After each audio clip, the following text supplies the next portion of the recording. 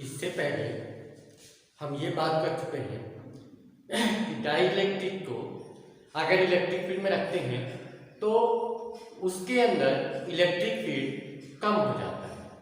और कितना कम हो जाता, किस कारण से कम होता है? तो डाइलेक्ट्रिक पोलराइजेशन के कारण कम हो जाता है। डाइलेक्ट्रिक पोलराइजेशन के कारण क्या करता है?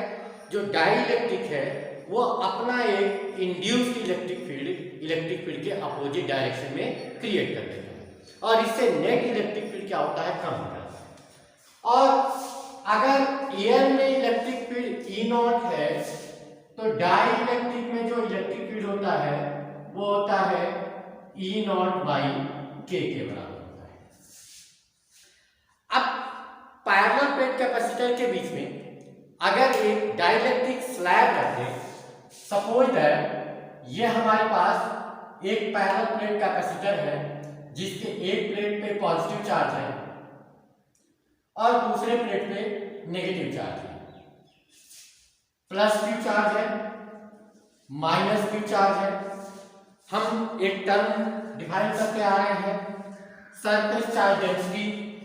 अगर प्लेट एरिया ए है तो सरफेस चार्ज डेंसिटी किसके इक्वल हो जाएगा? क्यू बाई ए के इक्वल। सरफेस चार्ज डेंसिटी का मतलब चार्ज पर यूनिट एरिया। अब क्या करते हैं, अगर इसमें डाइलेक्ट्रिक स्लैब रख देते हैं, सपोज दैट कैपेसिटर के जो दोनों प्लेट्स हैं उनके बीच की डिस्टेंस क्या है? डी है और इस डाइलेक्ट्रिक की थिकनेस जो है वो टी है। जो डाइलेक्ट्रिक है इस डाइलेक्ट्रिक की थिकनेस क्या मान लिया? टी है। तो अब इसका कैपेसिटेंस क्या चेंज होगा या वही रहेगा? अगर ओरिजिनल सिचुएशन में कहें कि जब कोई डाइलेक्ट्रिक नहीं था, जो कैपेसिटेंस था capacitance of parallel plate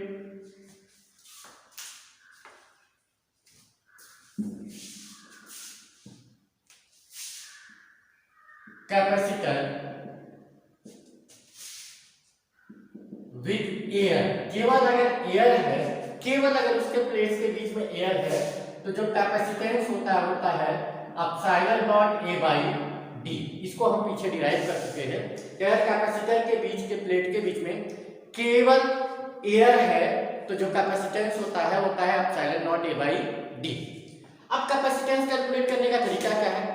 capacitance होता है क्यू बाई वी। तो या तो हमें पोटेंशियल डिफरेंस पता हो, और अगर पोटेंशियल डिफरेंस नहीं पता है तो हम क्या करते हैं? इलेक्ट्रिक फील्ड निकालते हैं। और E इंटू डी यानी इलेक्ट्रिक फील्ड टू डिस्टेंस किसके इक्वल होता है? पोटेंशियल डिफरेंस के इक्वल होता है। तो यहाँ पर हम डायरेक्ट पोटेंशियल नहीं कैलकुलेट कर सकते हैं, तो हम तरीका क्या अपनाएंगे? हम तरीका अपनाएंगे कि पहले पोटेंशियल निकालेंगे। तो पोटेंशियल डिफरेंस जो हो जाएगा, potential difference between the plates, V जो हो जाएगा, तो गौर से देखो टोटल जो प्लेट सेपरेशन है वो D है, इसमें से T जो डिस्टेंस है इसमें हमने क्या कर दिया? डाइलेक्ट्रिक रख दिया। तो रिमेनिंग में पोर्शन में क्या है? रिमेनिंग पोर्शन में तो एयर ही है ना, क्योंकि हमने इनिशियली इसको क्या लिया था? इसके प्लेट्स के बीच में एयर लिया था। तो अगर T थिकनेस में डाइलेक्ट्रिक है तो रिमेनिंग पोर्शन में क्या है? एयर है। और एयर में इलेक्ट्रिक फील्ड हम ई नॉट मान लेते हैं। जो एयर है उसमें इलेक्ट्रिक फील्ड ई नॉट मान लेते हैं और जो डाइलेक्ट्रिक है उसमें इलेक्ट्रिक फील्ड ई मान लेते हैं, और ई होगा किसके इक्वल? ई नॉट बाई के इक्वल होगा, जो हमने इनिशियली सबसे पहले उसी को डिस्कस किया है। तो पोटेंशियल डिफरेंस देखो, इलेक्ट्रिक फील्ड इनटू डिस्टेंस होता है। तो ई नॉट इलेक्ट्रिक फील्ड कितने डिस्टेंस पे है? टोटल डिस्टेंस डी है, उसमें से टी क्या है? डाइलेक्ट्रिक है। तो रिमेनिंग एयर कितने में होगा? तो ये एयर हो जाएगा डी माइनस टी में। तो पोटेंशियल डिफरेंस होता है इलेक्ट्रिक फील्ड इनटू डिस्टेंस। तो एयर कितने डिस्टेंस पे है? तो एयर है डी माइनस टी थिकनेस में, और डाइलेक्ट्रिक कितने थिकनेस पे है? टी है। कहां से आया ये? पोटेंशियल डिफरेंस क्या होता है? इलेक्ट्रिक फील्ड इनटू डिस्टेंस होता है। एयर टोटल जो डिस्टेंस है वो डी है दोनों प्लेट्स के बीच में, उसमें से ई नॉट जो इलेक्ट्रिक फील्ड है वो उसके बीच में क्या है? एयर है। और कितने डिस्टेंस पे है ये? तो टोटल डी है, टी में तो डाइलेक्ट्रिक है, तो बचेगा क्या? D minus T. तो मैंने इसको डी माइनस टी से मल्टीप्लाई कर दिया। और डाइलेक्ट्रिक क्या है? टी थिकनेस में है। V इक्वल टू क्या लिख सकते हैं, E not D minus T, और E किसके इक्वल है, E नॉट बाई K के इक्वल है। कहां से आया, यहां से आया। जो डाइलेक्ट्रिक में जो इलेक्ट्रिक फील्ड होता है, डाइलेक्ट्रिक पोलराइजेशन अगर आपने नहीं देखा है तो इससे पहले का वीडियो देखिए, उसमें ये डिटेल में हमने एक्सप्लेन किया हुआ है। तो E नॉट अगर कॉमन कर ले तो V इक्वल टू क्या हो जाएगा, E not D minus T plus T by के हो जाएगा। और कैपेसिटर के प्लेट्स के बीच में जो इलेक्ट्रिक फील्ड होता है, इलेक्ट्रिक फील्ड होता है सिग्मा अपॉन एप्सिलॉन नॉट। दो प्लेट, कैपेसिटर में दो प्लेट होता है, जब दो प्लेट होता है तो इलेक्ट्रिक फील्ड होता है सिग्मा अपॉन एप्सिलॉन नॉट। और सिग्मा किसके इक्वल है, क्यू बाई ए के, तो ये हो जाएगा Q by A epsilon not के इक्वल हो जाएगा, इलेक्ट्रिक फील्ड होगा।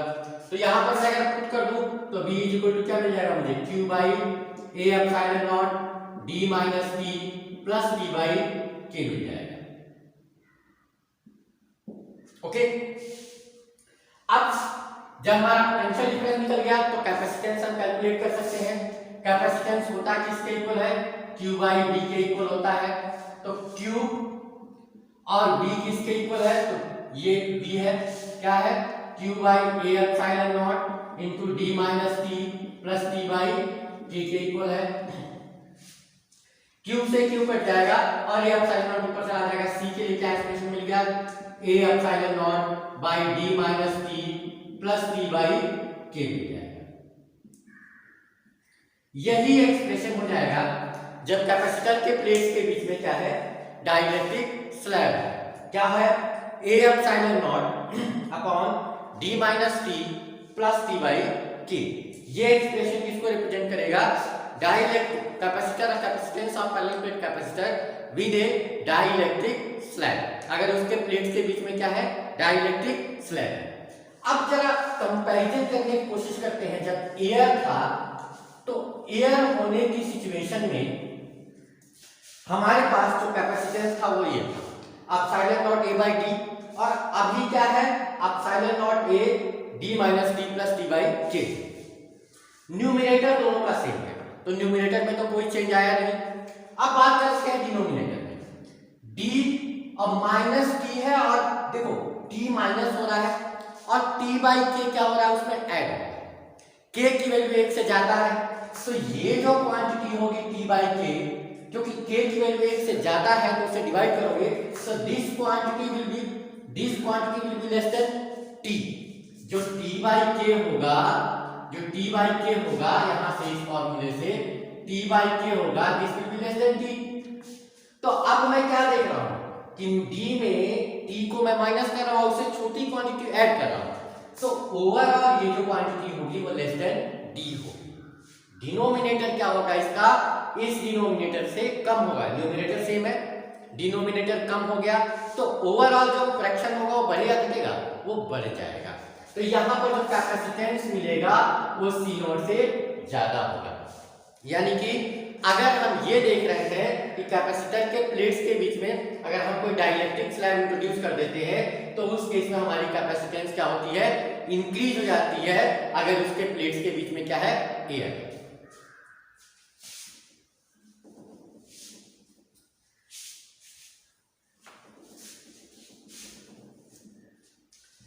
इसी फॉर्मूले को जनरलाइज कर देते हैं। अगर एक से ज्यादा स्लैब है, मान लीजिए कि कैपेसिटर के प्लेट्स है और इसमें मैंने क्या कर दिया, बहुत सारी स्लैब रख दी, ऐसे करके बहुत सारी स्लैब रख दी कैपेसिटर के प्लेट्स के बीच में। इसकी थिकनेस मान लीजिए T1 है और डाइलेक्ट्रिक कांस्टेंट K1 है, इसकी थिकनेस T2 है, डाइलेक्ट्रिक कांस्टेंट K2 है, इसकी थिकनेस T3 है, डाइलेक्ट्रिक कांस्टेंट K3 है। तो इस केस में क्या हो जाएगा, तो जो कैपेसिटेंस हो जाएगा, इसी फॉर्मूले को मैं जनरलाइज करूंगा, क्या हो जाएगा, epsilon naught A by D minus क्या हो जाएगा, T1 plus T2 plus delta dash, ऐसे हो जाएगा, और प्लस क्या हो जाएगा, T1 by K1 plus T2 by K2 plus T3 by K3, ऐसे करके मैं लिख सकता हूं। तो अगर एक से ज्यादा कैपेसिटर डाइलेक्ट्रिक स्लैब है तो हमारा जो फॉर्मूला बनेगा वो कुछ इस तरह से बन जाएगा, ठीक है। Epsilon naught A C equal to epsilon naught A d minus T1 plus T2 plus T3 so on plus T1 by K1 plus T2 by K2 and so on. तो इस तरह से हम डाइलेक्ट्रिक स्लैब का अगर introduce करते हैं capacitor के प्लेट्स के बीच में तो कैपेसिटेंस निकालते हैं। अगर कैपेसिटर के प्लेट्स के बीच में एक कंडक्टिंग प्लेट रख देते हैं, कंडक्टर रख देते हैं, तो उस केस में क्या सिचुएशन बनता है? अगर कंडक्टर रख देते हैं